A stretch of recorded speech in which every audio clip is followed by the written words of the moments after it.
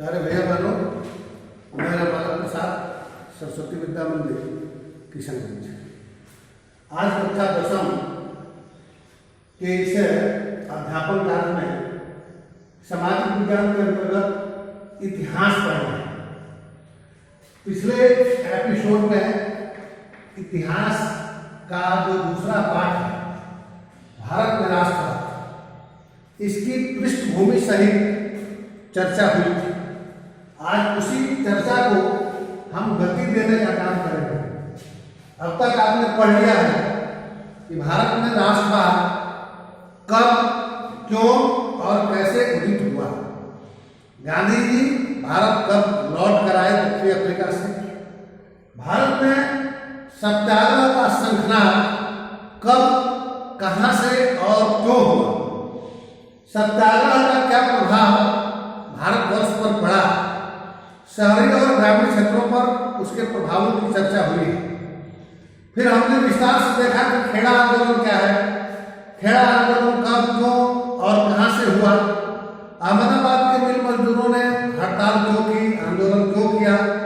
फिर हमने Rowlatt act का अध्ययन किया और उसी क्रम में हमने ये देखा कि 13 अप्रैल 1919 को जालियांवाला नरसंहार पंजाब के अमृतसर में हुआ। क्यों हुआ, उसके क्या कारण रहे, कौन कौन सी परिस्थितियां रही, इसका हम लोगों ने अध्ययन किया है। फिर सत्याग्रह क्यों स्थगित हुआ, तो कारणों की चर्चा विस्तार से हुई है कि गांधी जी सत्याग्रह से व्यापक जनाधार वाला आंदोलन चलाना चाहते थे और सत्याग्रह की सुगंध केवल सहमत थी। हमने पिछले एपिसोड में खिलाफत आंदोलन की भी हल्की फुल्की चर्चा की थी। आइए उसी चर्चा को और मजबूती देते हुए हम मजबूती के साथ आगे बढ़ते हैं। आंदोलन क्या है, तो आंदोलन का आप जानते हैं, परिवर्तन, चेंज। तो खिलाफत मूवमेंट क्या है, खिलाफत आंदोलन से आप क्या समझते हैं, व्हाट इज खिलाफत मूवमेंट।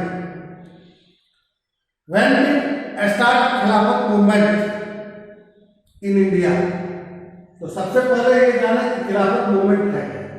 मैंने आपको बताया था कि प्रथम विश्व युद्ध में मित्रराष्ट्रों की जीत हुई और त्रिगुट की हार हुई। त्रिगुट में 3 मुख्य रूप से जो देश थे, उन देशों में जर्मनी, इटली, ऑस्ट्रिया, तुर्की। इटली तो अवसरवादी निकला, लेकिन मुख्य रूप से 3 देश थे, इटली, तुर्की, ऑस्ट्रिया और जर्मनी। याद हुआ, ये 3 देश थे। जर्मनी उसका सबसे बड़ा देश था, सबसे शक्तिशाली देश था। उसी के नेतृत्व में और छोटे छोटे देश थे, जैसे बोस्निया, सर्बिया की राजधानी बोस्निया आप जानते हैं। हार हो गई, मित्रराष्ट्रों की जीत हो गई और त्रिगुट की हार हो गई। तो विजित राष्ट्रों के राष्ट्राध्यक्षों ने पराजित राष्ट्रों के साथ एक एक संधि करनी शुरू की। सबसे अपमानजनक संधि, ऐतिहासिक संधि, जिसे वर्साई की संधि कहते हैं, विजित राष्ट्रों के राष्ट्राध्यक्षों के द्वारा जर्मनी पर थोपी गई वर्साई की संधि। वर्साई की संधि को आरोपित संधि कहते हैं, जबरदस्ती की गई संधि कहते हैं, लादी गई संधि कहते हैं, इसलिए कि उसकी शर्तों को विजित राष्ट्रों के राष्ट्राध्यक्षों ने तय किया था और उसमें जर्मनी के हितों का बिल्कुल ध्यान नहीं रखा गया था। जर्मनी को पूरी तरह से पप्पू बनाने का षड्यंत्र किया गया, साजिश किया गया। इसलिए उसकी शर्तें बहुत अपमानजनक थी और इतनी अपमानजनक थी कि यह कहा जाता है कि अगर वर्साई की संधि नहीं होती तो द्वितीय विश्व युद्ध नहीं होता। अर्थात वर्साई की संधि में ही द्वितीय विश्व युद्ध के बीच छिपे थे। वर्साई की संधि के द्वारा पराजित जर्मनी को एक मोटी रकम देने के लिए विवश किया गया। युद्ध का सारा दोषारोपण उसी पर कर दिया गया, उसकी सेना प्रतिबंधित कर दी गई, उसे एक मोटी रकम हर्जाना के रूप में वसूलने का षड्यंत्र किया गया। हर तरह से उसे पंगु बनाने का प्रयास किया गया। यह संधि इतनी अपमानजनक थी कि जर्मनी के लोगों की जो दशा हुई वो तो हुई ही, अन्य त्रिगुट देशों के लोग भी घबरा गए कि साहब मेरे साथ भी ऐसी संधि अगर हो जाए तो हम भी बर्बाद हो जाएंगे। सबसे अधिक चिंता तुर्की को लेकर हुई, और तुर्की को लेकर क्यों हुई? तो तुर्की के खलीफा को दुनिया भर के मुसलमान अपना धर्मगुरु मानते थे। तुर्की का शासक खलीफा कहलाता था और उसको दुनिया भर के मुसलमान अपना धर्मगुरु मानते थे। तो दुनिया भर के मुसलमानों की चिंता हुई कि वर्साय की ही तरह संधि जो जर्मनी के साथ हुई, कहीं ऐसी ही कोई संधि तुर्की के साथ मित्रराष्ट्र न कर दे। इसलिए पहले ही दुनिया भर के मुसलमानों ने मित्रराष्ट्रों का खिलाफ करना शुरू किया, उनके विरुद्ध जो आंदोलन चलाया, दैट इज कॉल्ड खिलाफत मूवमेंट। उसी को हम कहते हैं खिलाफत मूवमेंट। तो खिलाफत आंदोलन किसके द्वारा चलाया गया? दुनिया भर के मुसलमानों द्वारा चलाया गया। किसके पक्ष में चलाया गया? तो तुर्की के पक्ष में चलाया गया। किसके विरुद्ध चलाया गया? तो अमेरिका के विरुद्ध चलाया गया। अब तुर्की से क्या हमदर्दी थी दुनिया भर के मुसलमानों की? तो दुनिया भर के मुसलमानों की हमदर्दी यह थी कि तुर्की का जो राष्ट्राध्यक्ष होता था, धर्मगुरु जो होता था, जिसको खलीफा कहते थे, उस खलीफा को दुनिया भर के मुसलमान अपना धर्मगुरु मानते थे।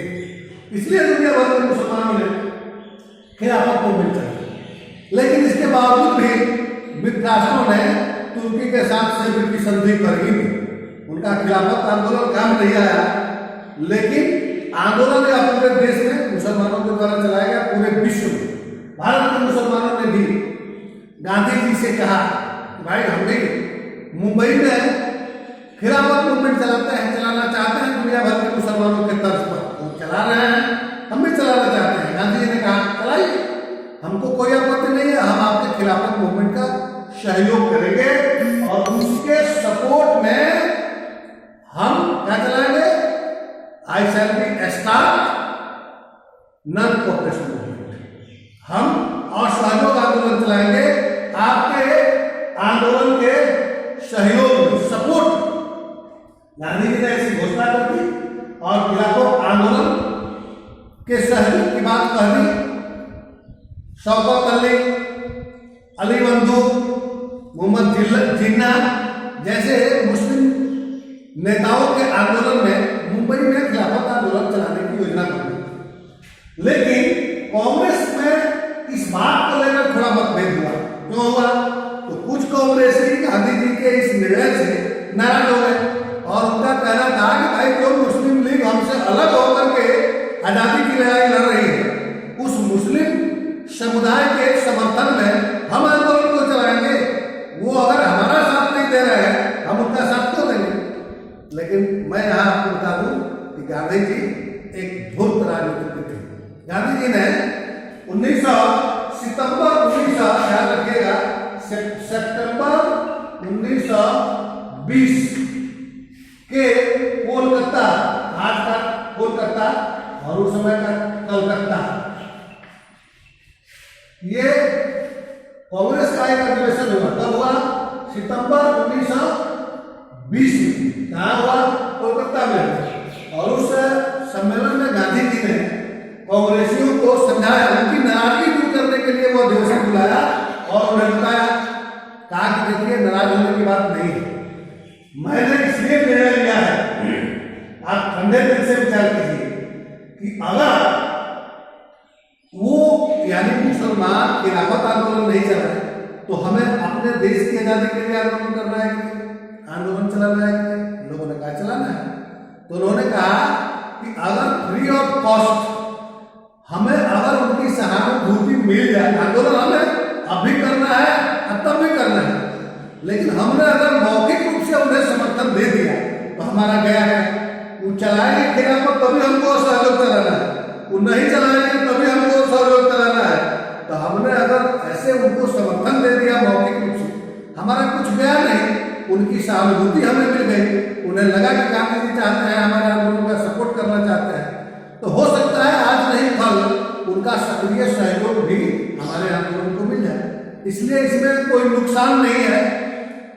इस बात को समझ करके और फिर कांग्रेसियों ने गांधी जी का साथ दिया और कहा ठीक है और सहयोग आंदोलन चलाइए, खिलाफत आंदोलन के सहयोग में हमें कोई आपत्ति नहीं है। तो कांग्रेस का यह सितंबर वाला अधिवेशन इसलिए चर्चित रहा कि इसमें गांधी जी ने नाराज कांग्रेसियों को खिलाफत आंदोलन के सहयोग के लिए मना लिया और सहयोग आंदोलन के लिए मना लिया। अब दूसरा सम्मेलन जो हुआ नागपुर में, यह हुआ दिसंबर 1920 में। यह नागपुर में हुआ, नागपुर में हुआ, ये महाराष्ट्र के नागपुर में हुआ। ये सम्मेलन दिसंबर 1920 में हुआ, जिसमें गांधी जी ने हरी झंडी दिखा दी, यानी जो कहिए कि कांग्रेस ने हरी झंडी दिखा दी और कांग्रेस के द्वारा ये आंदोलन ओके हो गया। यानी कांग्रेस ने कहा कि भाई आप चलाइए, हमको कोई आपत्ति नहीं है। यानी कांग्रेस ने अपने नागपुर अधिवेशन में असहयोग आंदोलन को हरी झंडी दिखा दी।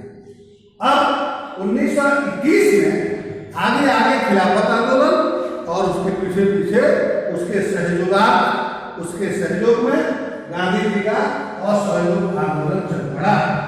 अब प्रश्न उठता है, why did non cooperation movement, असहयोग ही क्यों असहयोग ही?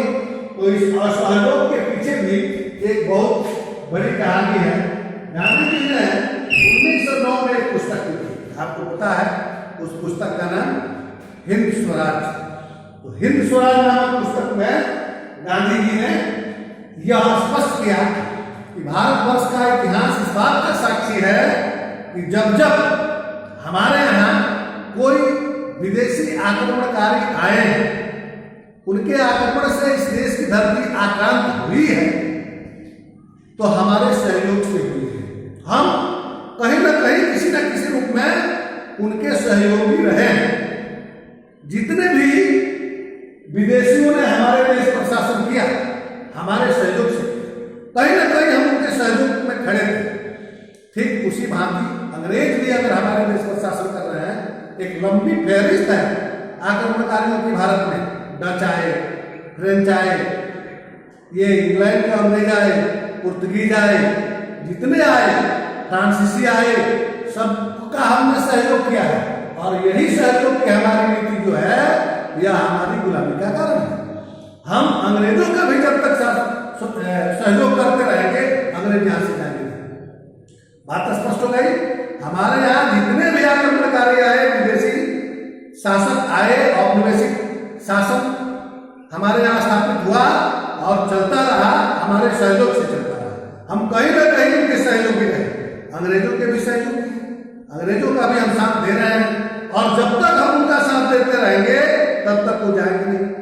इसलिए अगर देश को आजाद करना है, तो अंग्रेजों का, औपनिवेशिक शासकों का विरोध करना होगा, यानी उनका असहयोग करना। तो असहयोग का मूल मंत्र कहां से निकल कर आया? गांधी जी द्वारा लिखित उनकी पुस्तक हिंद स्वराज। इसलिए उन्होंने कहा कि हमें असहयोग ही करना होगा। अगर हम उनका असहयोग नहीं करेंगे, तो वे भारत छोड़कर कभी नहीं जाएंगे। इसलिए अगर हम उन्हें भेजना चाहते हैं, इस देश को आजाद करना चाहते हैं, तो उनका सहयोग नहीं, असहयोग करना है। आगे बात सुनते हैं। अब गांधी जी ने असहयोग आंदोलन की रूपरेखा क्या है? असहयोग की रूपरेखा क्या तैयार की? तो हम सरकारी संस्थाओं का बहिष्कार करेंगे, हम विदेशी वस्त्रों का बहिष्कार करेंगे, हम शराब की दुकानों का पिकेटिंग कराएंगे, हम ऐसा कुछ भी नहीं करेंगे जिससे अंग्रेजी हुकूमत को किसी भी मोड़ पर किंचित मात्र भी सहयोग मिले। यानी अब तक हमारी जो गतिविधियां चलती रही, उनके सहयोग के लिए चलती रही। अब हम कुछ भी ऐसा नहीं करेंगे जिससे उनको सहयोग मिले। इन्हीं भावनाओं को लेकर तात्कालिक राष्ट्रकवि माखनलाल चतुर्वेदी ने एक पंक्ति लिखी थी। वीर प्रति शीर्षक कविता के अंतर्गत वो पंक्ति है, यह बहुत हो चुकी मात मनौती की बातें, अब हम न संवारे उनके दिन उनकी रातें। अब तक तो हमने उनके दिन संवारे, उनकी रातें संवारी, लेकिन अब हम उनका सहयोग करने वाले नहीं हैं। इसलिए असहयोग आंदोलन की रूपरेखा तैयार करते हुए गांधी जी ने देशवासियों का आह्वान किया और उनसे कहा कि हम आज से ऐसा कुछ भी नहीं करें जिससे अंग्रेजों को किसी भी मोड़ पर सहयोग मिले। इसलिए हम विदेशी कपड़ों की होली जलाएंगे, हम स्वदेशी वस्त्र पहनेंगे, हम अपने देश के स्कूलों में, देसी स्कूलों में अपने बच्चों को पढ़ाएंगे, हम अपने ही स्कूल में पढ़ाएंगे, अपने बच्चों को अपने स्कूल में पढ़ाएंगे। अधिवक्ताओं ने यह निर्णय लिया कि हम अंग्रेजी सरकार के कोर्ट कचहरी में काम नहीं करेंगे, हम अपना ही वस्त्र पहनेंगे, अपने ही विद्यालय में अपने बच्चों को पढ़ाएंगे, हम अंग्रेजी सरकार की हुकूमत द्वारा किसी भी ऐसी गतिविधि में सहयोगी नहीं बनेंगे जिससे अंग्रेजी सरकार को बनेंगे। ये तय हो गया और असहयोग आंदोलन चल पड़ा। बड़े पैमाने पर लोगों ने विदेशी वस्त्रों की होली जलानी शुरू कर दी। मां भारती के वीर सपूत पूरे देश में इस आंदोलन को गति देने का काम करने लगे। दिन भर विदेशी वस्त्रों को कलेक्ट करके शाम को उसकी होली जलाई जाती थी। शिक्षक सरकारी स्कूलों में पढ़ाना बंद कर दिए, बच्चे सरकारी स्कूलों में पढ़ना बंद कर दिए, वकील न्यायालय जाना बंद कर दिए। इस प्रकार से पूरे देश में असहयोग का वातावरण बढ़ गया और असहयोग आंदोलन आगे बढ़ता चला गया। असहयोग आंदोलन क्यों? तो असहयोग आंदोलन इसलिए कि असहयोग के बिना अंग्रेज यहां से नहीं जाएंगे, ऐसी थिंकिंग थी गांधी जी। गांधी जी की ऐसी थिंकिंग थी, उनका ऐसा मानना था कि इतिहास गवाह है कि हमारे सहयोग से ही कोई औपनिवेशिक शासक यहाँ आया है, शासन किया है, अंग्रेज भी आए हैं, ये भी शासन कर रहे हैं और जब तक हम इनका सहयोग करेंगे तब तक ये शासन करेंगे। तो इसलिए अगर इनको हटाना है, देश को आजाद करना है, तो हमें क्या करना होगा? इनका असहयोग करना होगा।